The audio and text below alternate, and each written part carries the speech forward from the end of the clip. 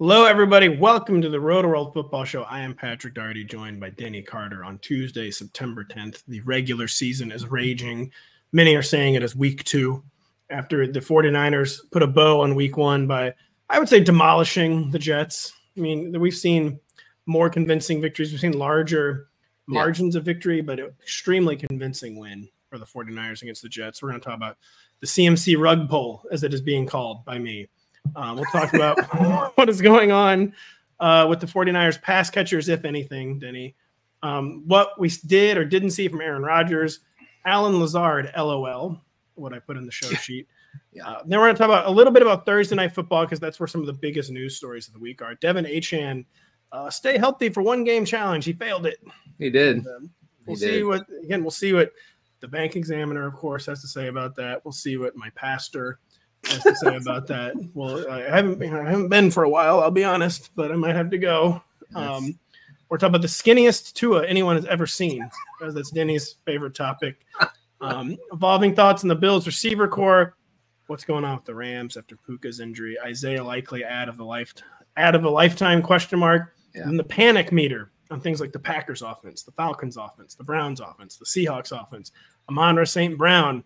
Now there's actually one other good pass catcher in the receiver core, Jaylen Warren. But Denny, we have to start with Christian McCaffrey. And I'll make it a personal question for you.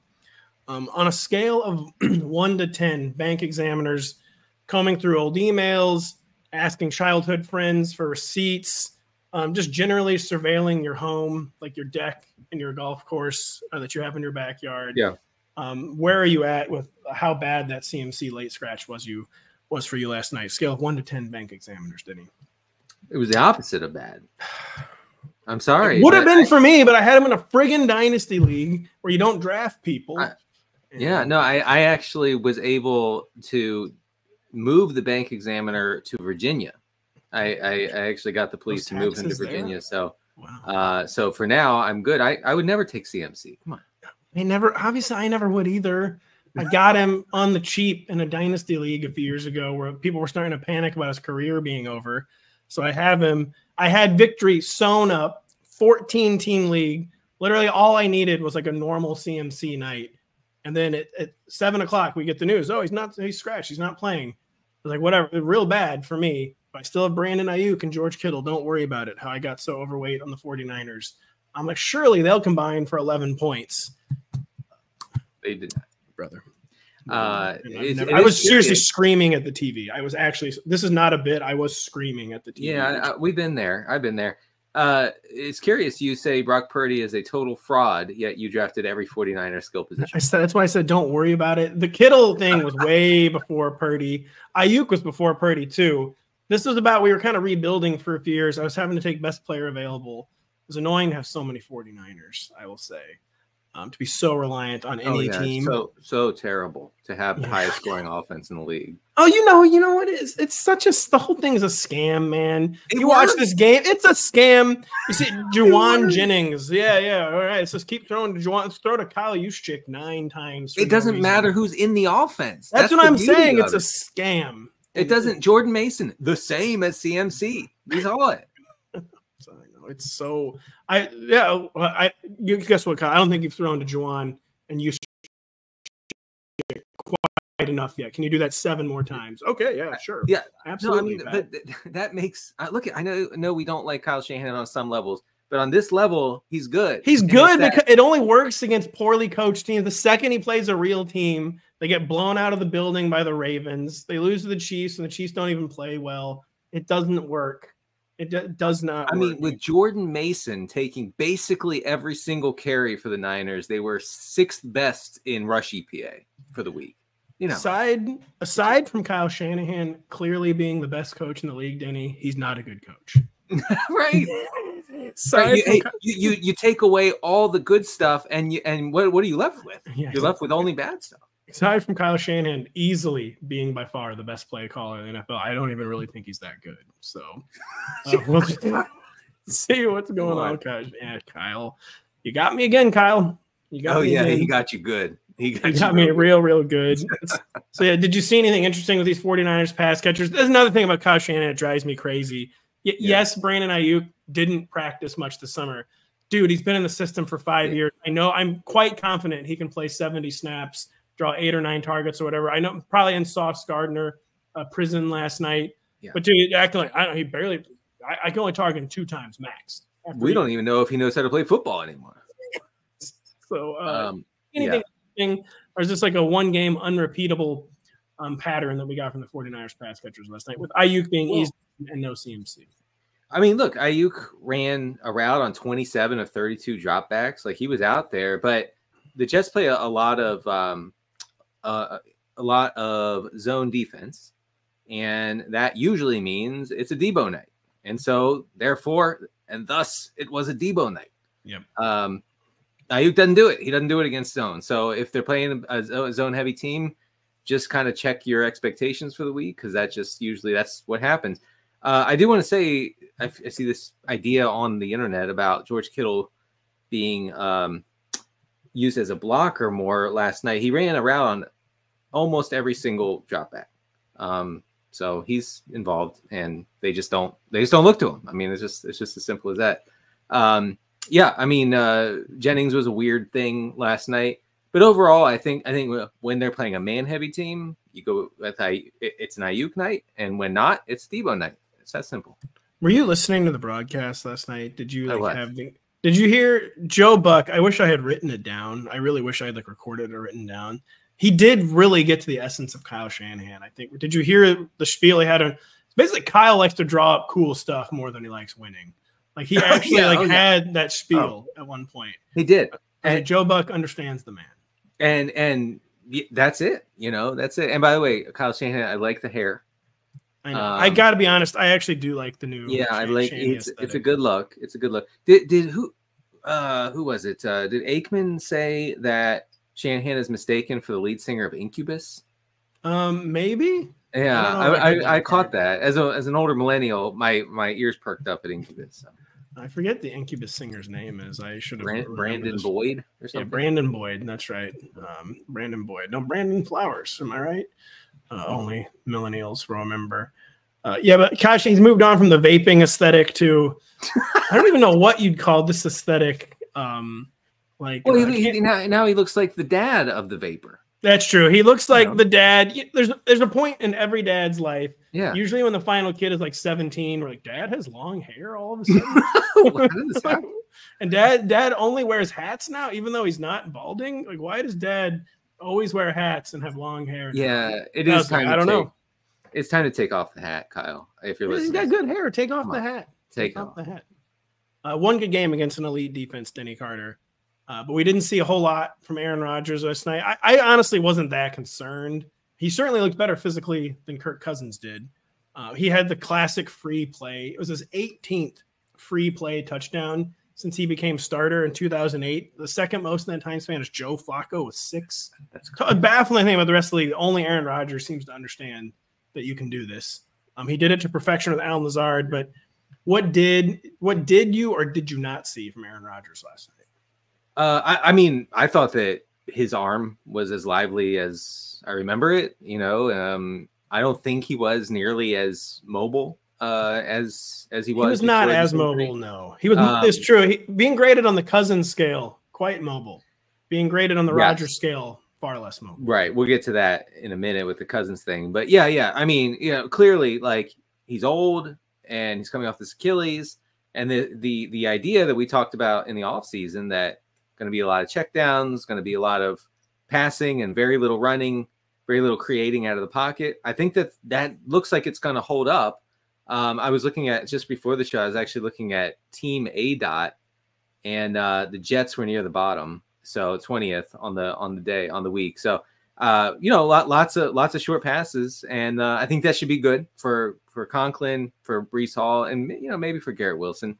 The Lazard thing's a little weird. I actually wrote up Lazard for I see you already cringing for the regression files, which you can check out on the site. So really good stuff. Really, really good stuff. Thanks. Only Garrett Wilson out targeted. Allen Lazard against the 49ers. Of course, Lazard had 2 touchdowns, one on that free play and one in garbage time from Tyrod Taylor. So take that obviously with a grain of salt. He was targeted on 28% of his routes.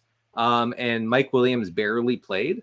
So I guess for now, Allen Lazard is locked into the wide receiver 2 role in New York. Yeah, what was that all about? They spent all offseason leaking to every national reporter, like, we really wish we could cut him.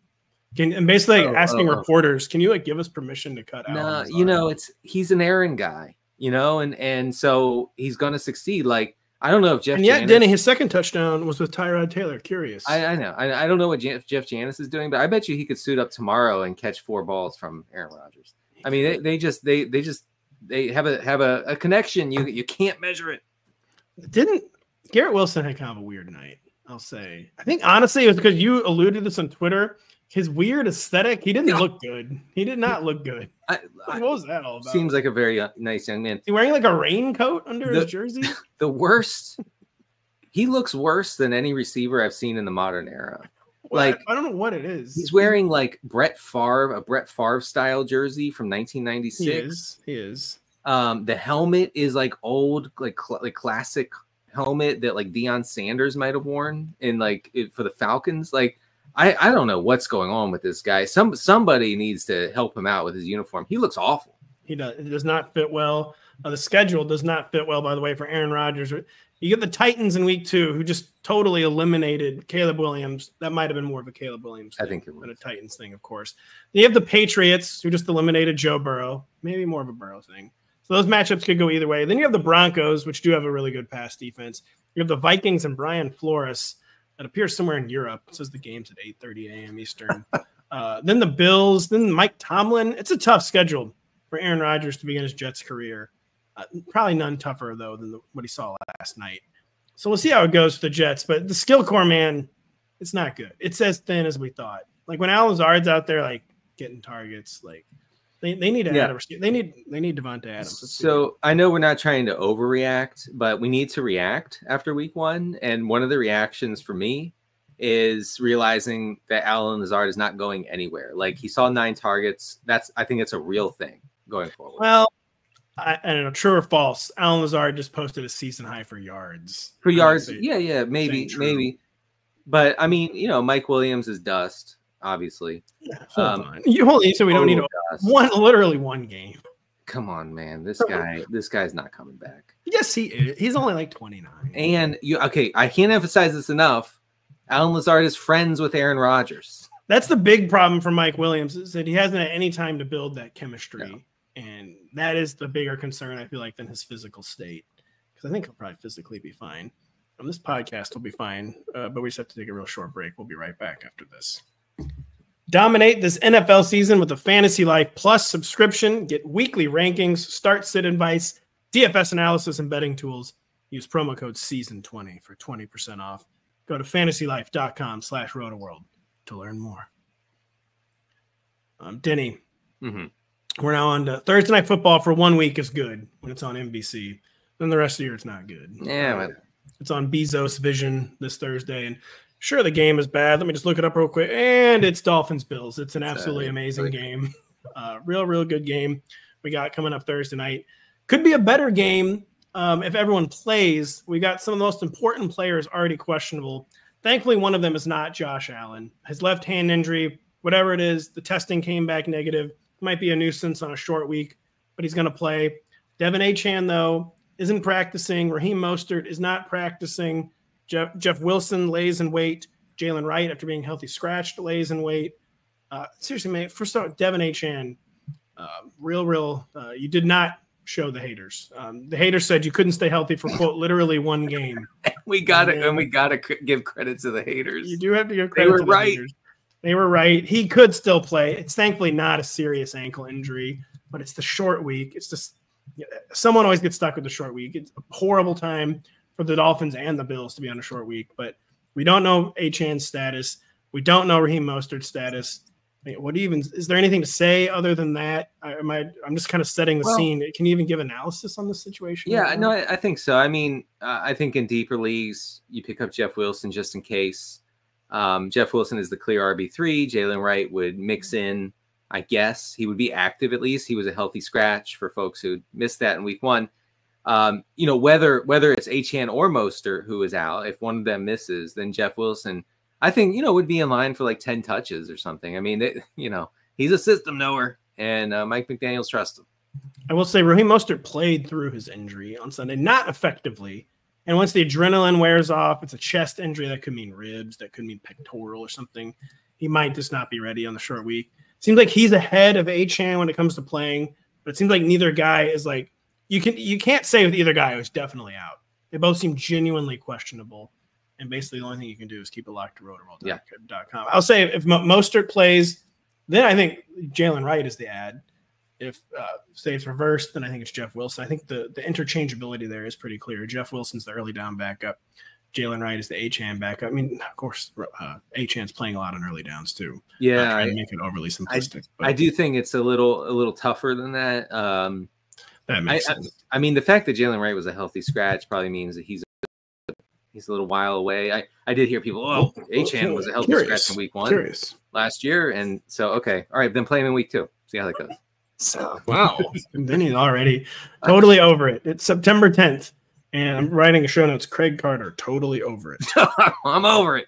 Denny's over it. I tell you what, you're not over is Skinny Tua. Did you get everything? See everything you hoped and dreamed of with Tua Tagovailoa and his newly impressive physique in Week 1 against the Jaguars? You know, he actually didn't play well. I gotta say. He was way below his expected completion rate, which is absurd, which is like never happened before. He had a sky high pressure to sack ratio, which he never has. And I think it's actually because he's more mobile and he tried to get away and he couldn't. So maybe we're getting used to our new body. Maybe that's what's happening too. Oh dear! I shouldn't have taken a drink. Then. Should not have taken a sip. Yes.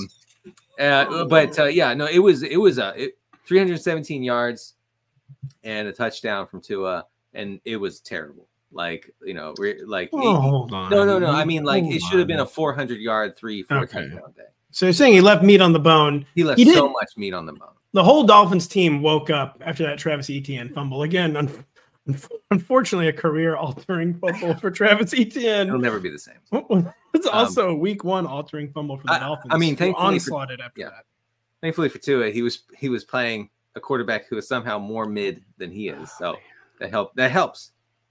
What are the film bros saying about Trevor Lawrence? Are they still coping? They still potentially maybe finally crying? They're coping. They're coping so hard. Are they doing that? Well, guess what? If Brian Thomas was 8 feet tall, we wouldn't be having this conversation. Well, he's not. Oh man, he never will be. Oh yeah. Let's see. I did see one where it was like he threw a ball ahead of the receiver, and so that was a win. Well, guess what? They had 2 false starts. That's literally every team every week. The Ravens had 4 in their first series. Trevor Lawrence had 3 drops. I mean, Pat Mahomes had 7 drops a game last year. And still easily won the Super Bowl. Man, remember that highlight reel of? Oh yeah, of all this almost highlight reel catches where it was like, well, if they just would have caught this, then Trevor Lawrence would have thrown for 8,000 yards. If every receiver were Randy Moss, then he would have set the single season passing record for the Jags last year. It really makes you think. Denny, one game of data makes us think on the Bills skill core. Dalton Kincaid, speaking of crying and coping, caught 1 pass. The bros aren't worried on him either yet, though, because all the rates are good. He's running so many routes. Dalton Kincaid, I know he's never been good, but he's running a route every single. Now, what trying to strip away the artifice? What did we see with the Bills skill core? Eric Smolsky did say not to worry so much on Dalton Kincaid because he was running a lot of routes. He was drawing really, really tough coverage. Again, it's just one game, but any takeaways so far from the Bills skill core? This whole thing where a tight end craps the bed, and then we say, "Well, he was covered." And that doesn't hold any water. Doesn't really do it for you. I'm sorry. Like Mark Andrews faced coverage on Thursday, and so he didn't do much. Well, okay. I mean, I thought he was good. I thought that he could overcome something like that. So you're saying the second a tight end gets defended like they're actually good, it's over? Yeah. Oh, whoops. So yeah, I mean, look at this Bill. I want to be really clear, and I tried to be clear about this in the summer, but maybe I wasn't. This Bills offense is going to stink for fantasy. Except for one guy who's going to be the best player. Right. Obviously, outside of Josh Allen, and he's going to get his every week. James Cook might get his.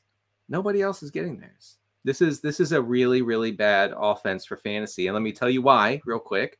So under Joe Brady last year, they were a massively run first team. On Sunday against the Cardinals, Brady's Bills offense was a stunning 12% below their expected drop back rate. Wow. Add 9 rushes for Josh Allen to that equation, and you get nothing for the receivers. So like Keon Coleman had a 21.7% target share. That's awesome for a rookie in his first game. It's also meaningless because it means, what was it? 7 targets. Okay. So we're talking like Arthur Smith light here with the Bills. And so Kincaid next week, 98% route share, 28% target share. He scored 4 fantasy points. That's how it's going to go this year. I will ever so slightly pushing back. This both plays into and maybe sort of refutes your narrative. I think they had like 2 pass attempts in the first 20 minutes of the game. There was a lot of weird stuff. Wasn't Josh Allen like 2 for 2 at one point? Was like he? 30 yards, like late in the second quarter. They had some like really, really strange game script going on. And then the second half, they were much more recognizably the Bills, but part of that was that they were weirdly playing from way behind. So they did actually start passing then. It seemed like there was some really strange game script, but it's still part of that was by choice, playing into your concerns there. But they were trying to be conservative, established. I fear that they are this year's Chiefs from the regard, and that's just a jumble. There's never going to be a true number 1. But I do think the skill core is overall more talented than that Chiefs skill core was last year. Yeah. And that maybe the sorting might actually amount to something here, and there are going to be like 1 or 2 guys like Keon Coleman and Khalil Shakir that we can actually at least get into the top 48. But they are certainly looking like last year's Chiefs, where it's just you're never going to know any given week and blah, blah, blah, blah, blah. Yeah, right. I mean, you're going to have weeks where one of these guys pops off because of a big play, but I'm just telling you volume-wise, it's going to be really hard to figure out this Bills offense. And by really hard to figure out, I mean, it might not be worth figuring out. Like Curtis Samuel, I had no interest in Curtis Samuel. You can cut him immediately. It's fine. Yeah, I mean, whatever. That was a fun summer lark. Yeah, it was. I'm hopefully being a little hyperbolic there. I'm telling you, man, we're talking regularly. We're going to regularly have like 25 Josh Allen pass attempts. We might in the malaise of the midseason. I will say I pulled up the schedule at the Dolphins, the Jaguars, at the Ravens, at the Texans, aka a lot of potential shootouts. Possibly, yeah. Maybe. Yeah. So maybe the schedule will save, and then it does Jets, Titans, Seahawks. That's like where, okay, we're going to mess around, just run the ball, try to stay healthy around Halloween. But then it picks up again, Dolphins, Colts, Chiefs. Well, let's see where it is going to be an inconsistent ride. I think it's the only thing we know for sure with this Bills offense. Denny, do we know anything for sure with the Rams skill core? Puka Nacua out at least 4 games. Cannot return before week 7 because the Rams have their bye in week 6. All the film bros all summer is like Jamarcus Robinson. I'm like, guess what? He's terrible. It doesn't matter. But now Puka immediately hurt. Demarcus Robinson very much matters. What is the fallout from the Puka Nacua injury in the Rams skill core? Right. Well, I mean, it's 40% target share last week for Cooper Kupp, and that won't continue, but something close to that. Will it? Yeah, I was going to say it might. I'm talking like we're going to have Cooper Kupp will, for as long as Nacua is out, Cooper Kupp is going to see a target share north of 30. Okay? He's going to see 10 to 12 targets every week. He had 22 against the Lions. That's classic mid-game stuff. Like the guy gets hurt, whatever. It's hard to come up with a new game plan on the fly. Just throw to Cooper every play. I do agree. Like that was just about the injury, but I do think like 10 to 12 is probably the floor. The absolute floor. I would be 10 would mean that the Rams run away with the game and kind of establish it in the second half. But yeah, I mean, getting back to the Rams in general here, Demarcus Robinson is the clear wide receiver 2. He had 7 targets the other night. Tyler Johnson appears to be the wide receiver 3. And remember, he could matter because the Rams run an insane amount of 3 receiver sets. Okay. Now, I guess that might change with Nacua out, but if it doesn't, you're talking about Kupp, Robinson, Tyler Johnson as the top 3. I think this is really bullish for Kobe Parkinson, who was mentioned in the regression files, because great usage. Okay, I'm trying to find it here in the column, but so against the Lions, 83% route rate, caught 4 of his 5 targets. You know, we know this profile of a tight end who's out there all the time, not particularly great, but this is a team 5% over their expected drop back rate in week 1. They're going to be pass heavy when they can be, right? So I think that I think Parkinson becomes a must play in 12-team leagues, honestly. Trying not to repeat too much I said on the Monday waivers podcast with Kyle, but I made a point to Kyle I frequently make, I love to make, is that when a guy gets hurt mid-game, what you see post-injury is not always what you're going to see the following week, because you had a game plan, then you're kind of scrambling, you're kind of ad-libbing. Now they know Puka Nacua is out for week 2. The game plan could be different, aka might not be Tyler Johnson. Maybe for some reason Tyler Johnson was just the guy who was up and ready. Like Tutu Atwell is still on this team. You're right. Tutu could get involved. It could just be a different flavor than what we saw against the Lions altogether. But you know, they tipped their hand. I mean, it seems like Tyler Johnson, Tutu Atwell plays a different position than most receivers. So I do think Tutu's the name, just not to totally forget. Yeah. But it's not like we're going to be playing Tutu in 12-team redraft. I actually don't know. Was Tutu Atwell active? I actually don't know if he was active. I had to confirm he's still on the team. He is still on the team. I don't remember. I don't think he was a healthy scratch. Well, yeah, so he didn't log a route. No way to find out. No way to find out. True. No. But just what we saw isn't necessarily what we'll get. Too, they're playing from behind on the road, like in a track meet type environment. Kind of strange times. Yeah, it doesn't look like Tutu ran a single route. We'll see where that goes. Tell you ran some routes in week 1, and tell you drew some targets and caught some balls and actually converted some air yards. Then he was Isaiah Likely. Yeah. Is he the ad of the century at a tight end position that just lost David Njoku to a high ankle sprain? I mean, the Cowboys are claiming Jake Ferguson's going to play through like a MCL sprain. We'll see about that. Tight end was atrocious in week 1. Absolutely atrocious. Even with the major caveat that Isaiah Likely is going to have a very difficult time ever replicating that game this season, is he an extremely good ad at the tight end position? Where are you, Isaiah Likely?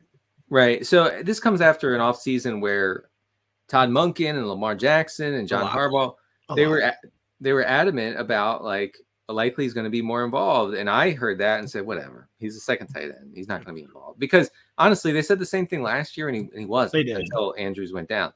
Well, they meant it. They meant it. And, you know, obviously he made the regression files. How could he not? But you know, and then he made it in the negative column, but he's still a good ad because he was out there a lot. So he's not going to be as good as he was last week, and he's still a good ad. Huh. Interesting. It's true. Against the Chiefs, ran around on 70% of the dropbacks. The Ravens had 2 tight ends out there on 31 of their 80 plays against Kansas City. I think that to say like, you know, oh, this isn't going to happen again is dismissing something that is going to be a thing. You know, obviously he's not going to catch long touchdown every week. Obviously he's not going to be targeted 12 times, but he's a thing. And he's probably their second best pass catcher on the team behind Zay Flowers.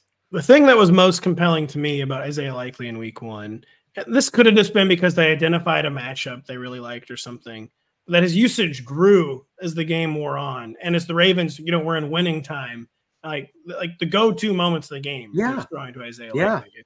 All the most critical moments, he was throwing to Isaiah Likely. And again, maybe it's just because they really liked who he was lined up on or something, because there's so many idiosyncratic factors that go into this stuff.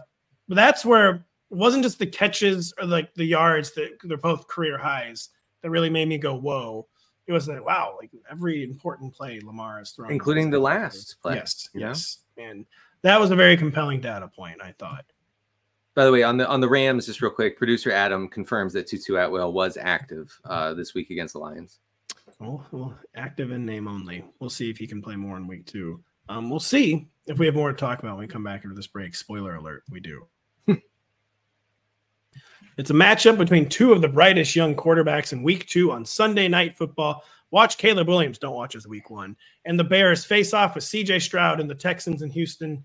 Coverage begins at 7 p.m. Eastern, only on NBC and Peacock. I think it's also on NBC Universo, by the way.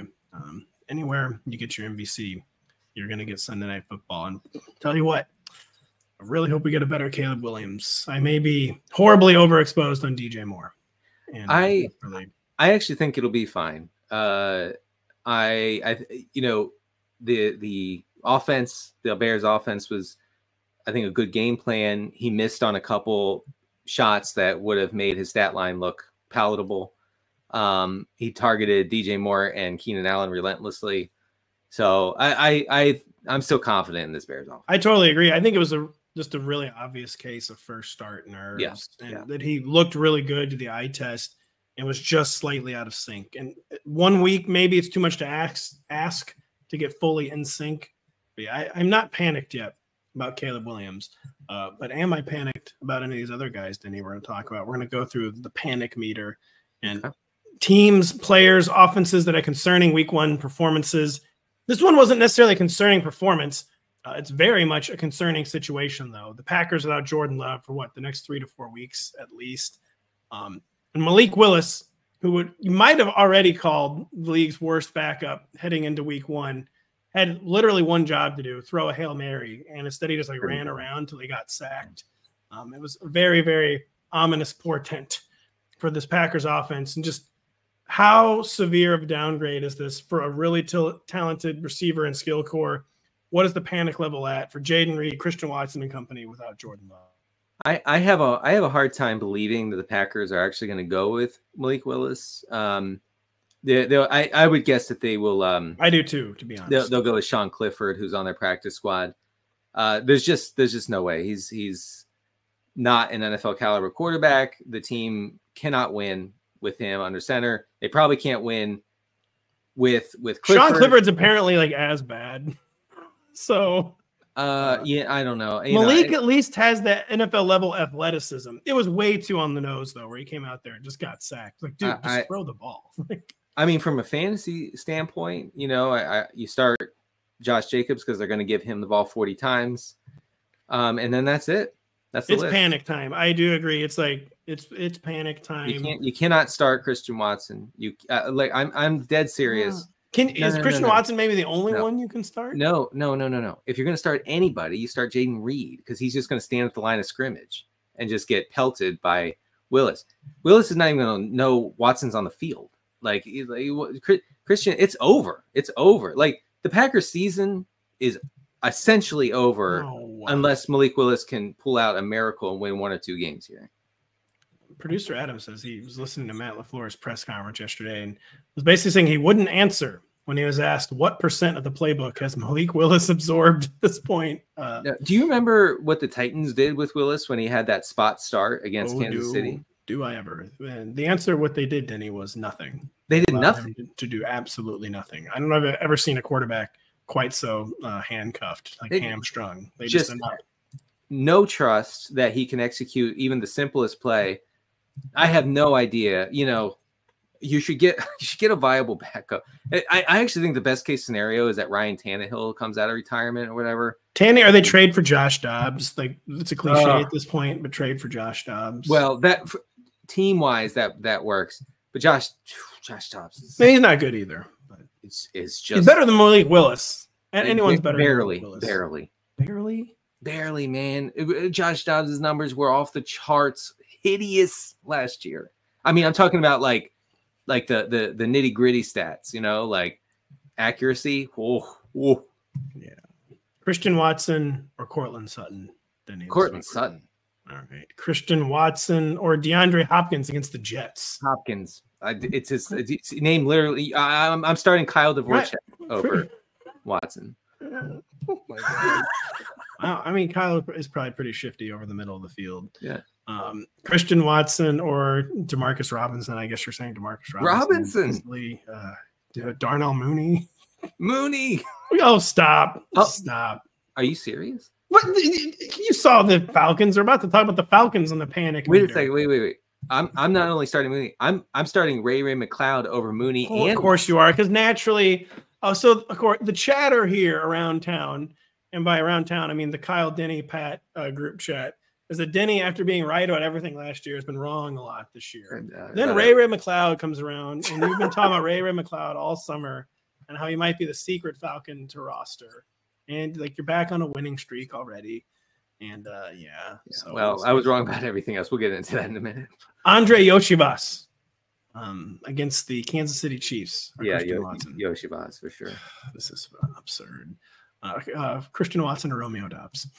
I don't know. I guess Watson, actually. I'll tell you this. I'm not starting Darnell Mooney over Christian Watson. That's because I cannot unsee the Atlanta Falcons' offensive performance against the Pittsburgh Steelers on Sunday. A good defense, but maybe the best defensive mind in the NFL, and Mike Tomlin, not who you want to be facing when you come back from your torn Achilles tendon. But we saw all the same stuff, like all the next-gen stats stuff. Like, it was like Kirk Cousins literally didn't sprint, ? Like, he didn't like take a snap under center. I think they ran like one play action play. They do not think he can push off his right foot where he had his torn Achilles tendon. So as a result, no one produced. Robinson got 23 touches and kind of produced. It was just a horror show for the pass catchers, except for Kyle Pitts scored a touchdown. He had under 30 yards, I think. Where is your panic level at with Kirk Cousins? Where, and I forget what show I already said it on. The charitable takeaway is that Kirk needed to come back, just get a game under his belt, like get past that mental hurdle. Like, okay, I can trust my body again. The Achilles isn't going to blow. Like, I'll be more free in week 2. But that's the charitable interpretation. What is your interpretation of what we saw from the Falcons? Well, something's wrong with Cousins because over the 2022 and 2023 seasons, let's see, only 6 quarterbacks were better in completion rate over expected than Cousins, right? On Sunday, he was 20th among 32 qualifying quarterbacks. So that was really abnormal for him.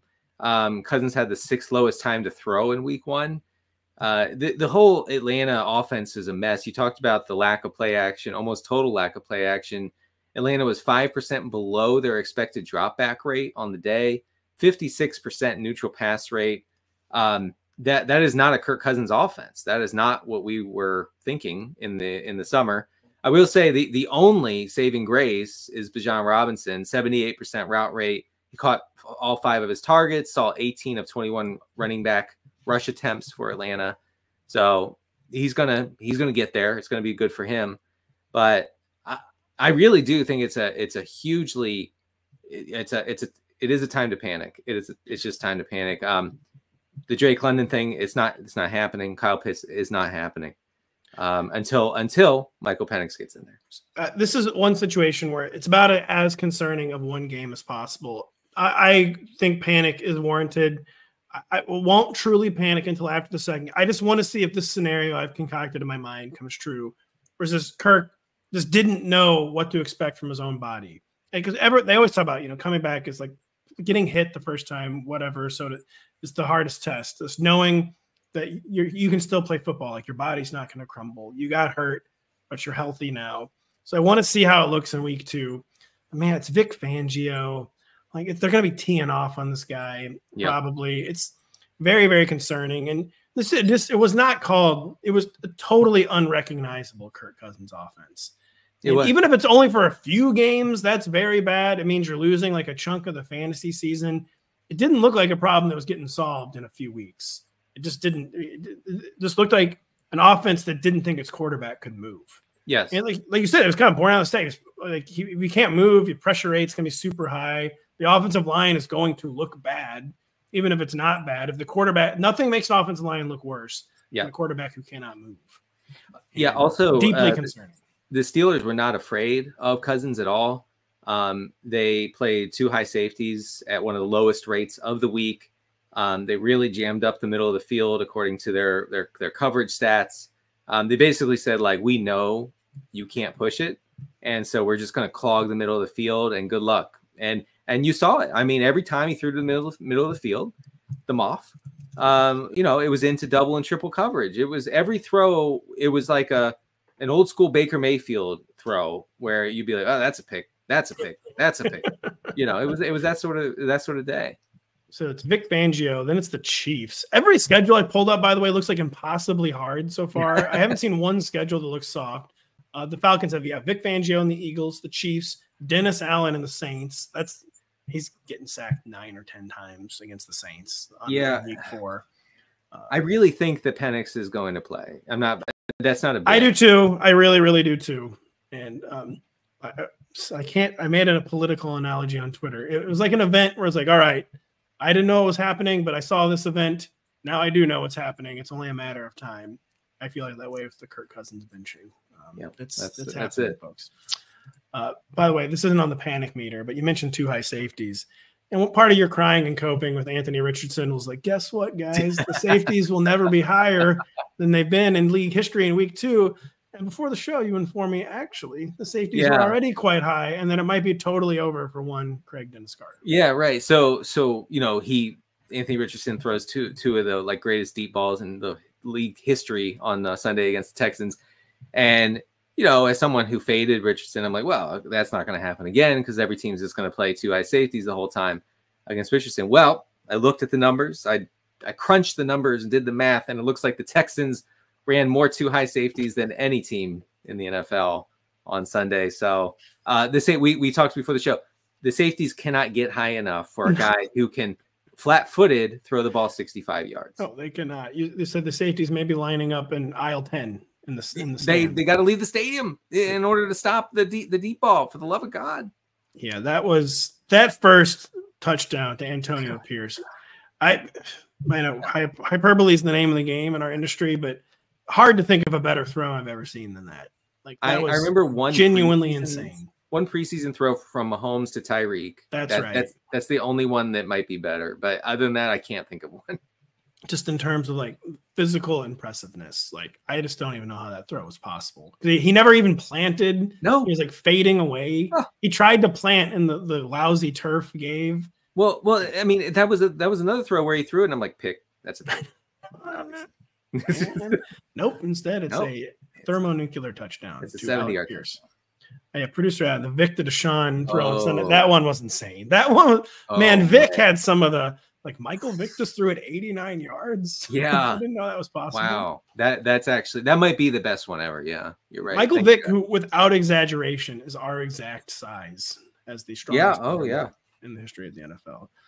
So Denny is panicked about Anthony Richardson, but it's because it's because there's a Buick Escalade idling in your driveway, waiting to take all your prized possessions. Yeah, that's right, Cadillac, Buick Enclave. Sorry. Can a car company sponsor us? Well, they just took one tire off my Subaru Outback, which I was like, well, how much do you use this thing now? That's just gratuitous. That's not nice. Tell you what was not nice was watching this Cleveland Browns offense where everything came home to roost, and not impressive athletic, physical performances.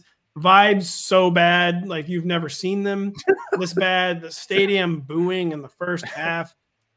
Clarence Hill, Dallas Cowboys beat reporter, tweeting near halftime, "Everyone is bored." It's not a joke. He said the fans are bored. He said the press is bored. It's just a horrible game. Absolutely atrocious Cleveland Browns offensive performance against an elite defense, a Dallas Cowboys defense, especially in the first half last year, was making everyone look terrible, making everyone look out of sync. But man, Deshaun Watson, it seems like his abilities have left him. The supporting cast is not good. The vibes could not be worse. Where is your panic meter on the Cleveland Browns and their offense, Denny? If the Browns were to do the right thing for the team, they would bench Deshaun Watson right now and start Jameis Winston in week 2. Do I think that that's the ultimate solution? Probably not.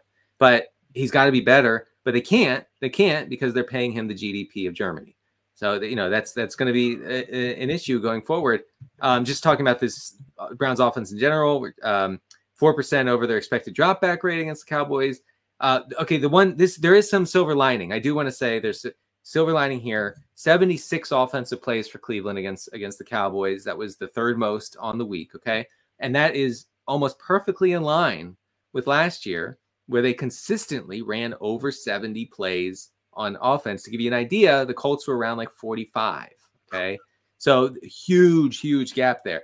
Now, it didn't amount to much because Deshaun Watson didn't complete any passes. But I'm telling you that the offensive environment for this offense if they can get stabilized play from Watson, which I doubt, or if Jameis Winston comes in and can do something there, the offensive environment is good, like real good. Amari Cooper, don't give up on him. He was this close to a long touchdown late in the game. He's gonna be good because of the offensive environment. Jerome Ford, for as long as Nick Chubb is out, he's gonna get there. I'm telling you that this should be good. It's just that Watson cannot even play average at this point. It's just not happening. David Njoku is a potentially enormous loss as he has that high ankle sprain. I'm sure he'll rush back from that. Maybe he'll only miss a game or two. Another silver lining. This is the first schedule I pulled up all week that looks reasonable. At the Jaguars versus the Giants, at the Raiders, at the Commanders. So there's some runway there to get some momentum. Sure. This is not too physically. It's not the same Deshaun Watson. And him and Kevin Stefanski just cannot agree on what this offense should be. No, because Watson never just drops back and throws it. He drops back and he scrambles and he goes back and forth and back and forth, and he takes the biggest hit you've ever seen every single play. And Stefanski said on Tuesday, he came out and said, look, Watson took way too many hits. He cannot be doing that. So I don't know if that's going to change anything. I doubt it. But it's a match made in hell, honestly, between Watson and Stefanski. It just doesn't fit. I will say Jordan Akins appears to be the tight end one with Njoku out. And so in this, what I believe is a fantasy-friendly environment, Akins could be a thing. Jordan Akins, who went nuts in the playoffs with Flacco. Uh-huh. That's right. It was the playoffs, like an 83-yard touchdown. I was watching Deshaun Watson on Sunday. I genuinely thought, like, dude, is this like guy like trying to get hurt on purpose? I kind of bought it. Kind of felt that way. Like it's like you did not need to expose yourself to that hit. There was zero up. Like, why did you do that? I mean, he had to be peeled off the turf like 8 times in the game. He looked like someone who was praying for a sprained SC joint or something. Like, please just sprain my shoulder, please. It's I do. Yeah, about Jerome Ford real quick. He saw 12 of 14 running back carries. For the Browns, he ran around on 65% of the dropbacks. He saw 7 targets. He's going to be a scam, but a good scam for fantasy. I wasn't panicking about this next one, but apparently you are. The Seattle Seahawks. I was panicked in the first half. Then the second half, like, all right, whatever. We're not going to do that. We're going to do the stuff that actually works. And they did it, and it actually worked. But you were apparently panicking about our Seahawks, who we were all in on all summer, Denny. You tell me it's already over. Give me the Grizzly details, I guess, and maybe a reason for hope. All right. So we thought, hey, Ryan Grubb coming from University of Washington, going to call a lot of pass plays, going to be aggressive. It was the opposite of that. Okay. The Seahawks were almost as run heavy as Arthur Smith's Steelers, 12% below their expected drop back rate. They had a meager 42% pass rate while leading against the Broncos. Like we talked about with the who was it? The bad offensive environment. The Bills. The Bills. It's like the Bills because a 28% target share for Tyler Lockett meant 7 targets. Okay. So I think that it's over for me. I mean, you're talking about the bank examiner. Listen, the bank examiner is on the other side of my computer right now, just staring holes through me, and because I have Metcalf, I have Jackson Smith and Jigba, I have a lot of Geno. Geno, by the way, completely got away with it because he happened to turn into Michael Vick all of a sudden, running for 35-yard touchdown. So, beyond that, there's nothing good here. It's all bad. The bank examiner says, well, see here, Denny, November 11th, 2017, this receipt says you spent $22.82 at Chipotle, and yet I don't see it here on your spreadsheet of your finances. Very, very curious. That's something you can go to jail for, young man. Like, what am I even being accused of, other than drafting too many Seahawks? Very, very confused. Silence, quiet. I'm going to do the talking. I like burritos. Yeah, I went to Chipotle last weekend for the first time in a while, man. It's the food of choice of best ball bros and like workout bros and gambling bros. It wasn't very good. It wasn't good? No, it was bad. It's real bad. What? Bad every time I have it. And it was not good this time either. Well, I mean, look, deeply unimpressive fast casual. The bros have never eaten a home cooked meal. So Chipotle is as close as they're going to get. By the Seahawks at the Patriots versus the Dolphins at the Lions versus the Giants. It's over for you. They're opening this offense way up again. I hope so. 12% below expected on the dropback rate is frightening. I'm telling you, it's frightening. I feel like okay, Ken Walker, who obviously is already hurt. The offense is going to be great for him or Charbonnet. It's going to be a nightmare for everybody else. This was the worst case scenario. Oh, the second they play the Dolphins in week 3, it's all going to be fine. They're going to throw Geno Smith's going to have a career high for dropbacks in week 3. Oh, we're hoping. Really, really. I had one final thought there that is really irritating me. I can't remember now, but I'm not panicked about the Seahawks yet. It's just that was a game. They're playing a team they knew could not win, even though it was close. They knew they weren't losing to Bo Nix. So it's kind of why, even though they were losing early in the game, but it's kind of like why get too crazy? That's why I'm citing the expected rate. I mean, it's not just that they were run heavy; they were run heavy for the script. By the way, my summer draft strategy of surely Devin Achane and Kenneth Walker will make it through 1 week healthy. No, looking and absolutely, yeah, and utter shambles. I knew it. I knew right when Ken Walker jumped from the 7-yard line into the end zone. I was like, he's hurt. No, Denny, I'm really confused about this one. But when the bank examiner again, he went over my exposure levels or whatever, and he saw that Devin Achane and Kenneth Walker again. He just started shredding a lot of files. In my I have no idea why he's shredding papers. I feel like it should be me. He shredded your W-2 from. Yeah, I feel like I'm the one who should be burning my records, but I don't know what he's up to. He's very excited about my. He just took the second tire off my Outback. Yeah. I'll tell you who's not excited, Denny. And it's Amon-Ra St. Brown that there's another actual good receiver in the receiver core. And, Amon-Ra St. Brown, who's never once had a talented receiving team. Oh, man. Now appears to have one in Jameson Williams. And talk about the all-bank examiner team in week 1. ARSB was on it. Did nothing. Had one of his least productive games of his career. Trying to put kidding aside, how concerning is the rise of Jameson Williams from Amon-Ra? They played 2 different positions essentially, but he's a guy who just didn't need any more target because the name of his game was dominating receiver targets. I know he's Sam Laporta, but he had to dominate the receiver targets. That might not happen now. How concerned are we for ARSB? Very, very. Look, I got everything wrong, obviously. I've literally whiffed on every single call in the offseason. The one thing I got right was that Jameson Williams is going to be a major problem for St. Brown and Laporta. And so far, it's looking like a major problem for St. Brown and Laporta. So Jameson Williams against the Rams, 32% target share, 68% air yard share. Okay, that is crazy. He ran a route on 92% of Jared Goff's dropbacks. And get this, Pat, 4 of his 9 targets came within 9 yards of the line of scrimmage. So it wasn't just a bunch of Hail Marys. That's bad. That's bad. That's real bad. Look, the countdown is on until Amon-Ra St. Brown is posting from the Art of War. Okay, because after Jameson Williams emerges as the wide receiver 1. So man, yeah. A guy who can take a short target and actually do something with it. ARSB is like, I didn't know you could do that. You can't do that. Wait, you don't have to fall down?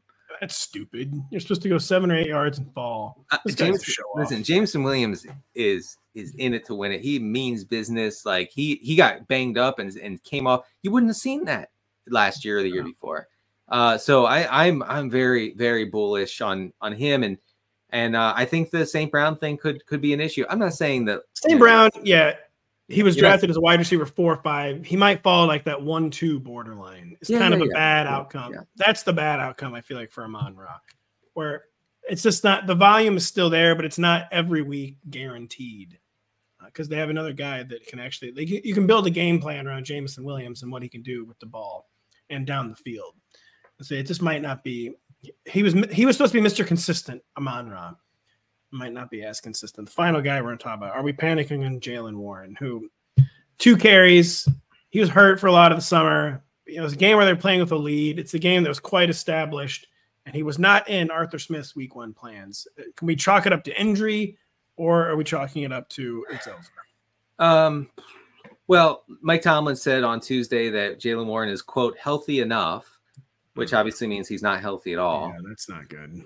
So a bit like barely probably can walk. So that should factor in here. I think this is probably as bad as it's going to get for Jaylen Warren.